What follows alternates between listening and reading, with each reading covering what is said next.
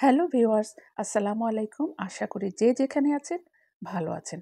যেহেতু প্রচণ্ড গরম পড়েছে, এখন শরীরের জন্য প্রয়োজন স্বাস্থ্যকর খাবার, যেটা হবে পাতলা এবং কম মশলাযুক্ত। আজকে সেরকমই একটি রান্না আপনাদের করে দেখাচ্ছি।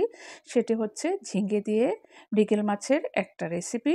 প্রথমে আমি ১ চা চামচ সর্ষে ভিজিয়ে রেখেছি। আর কড়াইতে তেলটা গরম হওয়ার জন্য এখানে বসালাম। আর এখন মাছগুলো আমি ভেজে নেব। এখানে আমি মৃগেল মাছ নিয়েছি, যেটা মাছটা ছিল ৩ কেজি পরিমাণের, বেশ বড় সাইজের একটি মৃগেল মাছ এবং সচরাচর এত বড় মৃগেল মাছ পাওয়া যায় না, ভাগ্যক্রমে পেয়ে গেলাম।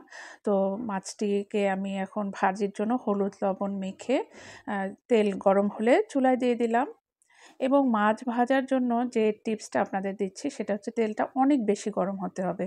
যদি তেলটা ভালোভাবে গরম না হয় তাহলে মাছগুলো কিন্তু উঠানো যায় না, ভেঙে, ভেঙে যায় এবং আ মাছটা আস্ত থাকে না। উঠানোটাও খুব কষ্টকর হয়ে যায়। তো যেহেতু আমি তেলটা খুব ভালোভাবে গরম করে নিয়েছিলাম সেজন্য মাছগুলোকে আমি আ উল্টে দিলাম এবং মাছটা কিন্তু ভেঙে যায়নি, আস্ত আছে মাছগুলো। তবে পরিমাণে যদি কম, কম করে ভাজেন, যেমন এখানে যদি ৩ টা পিস দিতাম তাহলে আরও বেশি মানে সহজেই উঠে যেত। তো আমার মাছ ভাজাটা হয়ে গেছে। খুব বেশি একদম কড়া ভাজি না, মোটামুটি মিডিয়াম ভাজি। আর এই মাছ ভাজাটা এখন আমি তুলে রাখছি এবং মাছ ভাজাটা কিন্তু দেখতে এতটাই সুস্বাদু লাগছে, মনে হচ্ছে এই গরম, গরম মাছ ভাজা দিয়ে ভাত দিয়ে খুব মজা করে খাওয়া যাবে। তো আমি এখানে আ ঝিঙে নিয়েছি ১ কেজির মতো। এটা ভালোভাবে পরিষ্কার করে ধুয়ে নিয়েছি। এখন সেই মাছ ভাজার গরম তেলে আমি ৩ কাপ পরিমাণে, এখানে ৪ কাপ পরিমাণে হবে। আমি অবশ্য ঝোলটা আপনাদের যার, যার পছন্দ মতো দিবেন। আমি একটু পাতলা চাচ্ছি এবং এই গরমে পাতলা ঝোলটাই আমার পরিবারের সদস্যরা পছন্দ করে। আমি সেভাবেই রেগুলার রান্না করছি গরমে। তো এই পানিটাতে আমি হলুদ এবং লবণ দিয়ে দিলাম। আধা চা চামচ করে দিলাম। তো এইটা এখন ফুটতে থাকুক। আমি যখন ফুটে গেল পানিটা, তখন তার মধ্যে আমি ঝিঙ্গেগুলো দিয়ে দিলাম।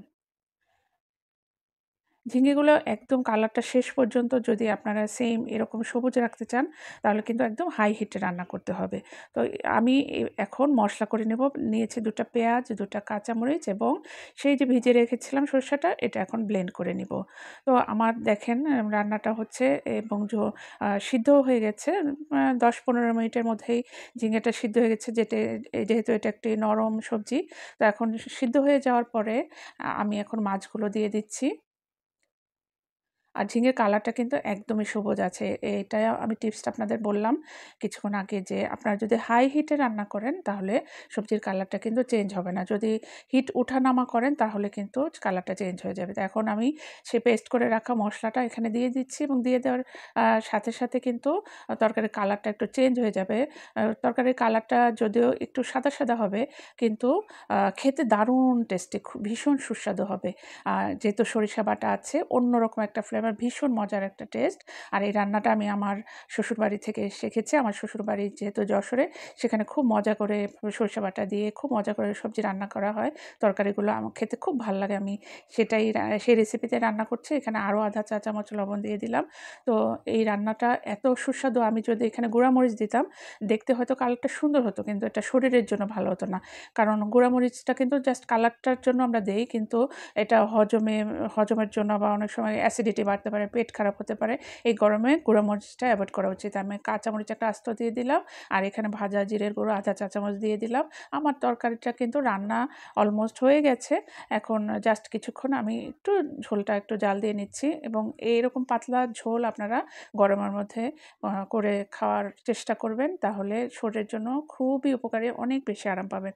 তো আমার রান্না কিন্তু হয়ে গেল। আশা করি আপনাদের আমার রেসিপিটি ভালো লেগেছে এবং একবার হলেও ট্রাই করে দেখবেন এবং আমাকে অবশ্যই কমেন্টস করে জানাবেন যে আপনাদের রান্নাটি কেমন লাগলো বা রান্না করে কেমন হলো, অবশ্যই জানাবেন। সবাই ভালো থাকুন। আল্লাহ হাফেজ।